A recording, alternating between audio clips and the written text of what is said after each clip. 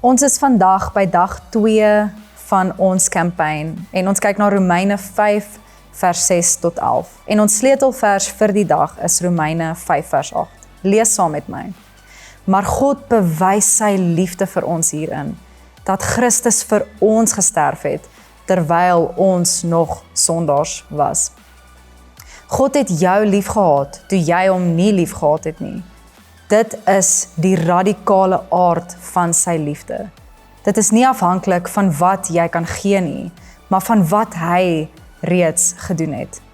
In Christus het hy die uiteindelike offer gebring, nie net vir die regverdig nie, maar juis vir diegene wat dit die minste verdien.